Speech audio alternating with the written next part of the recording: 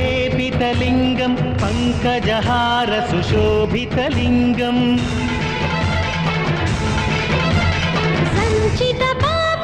सञ्चितपापविनाशनलिङ्गं तत्प्रणमामि सदा शिवलिङ्गम्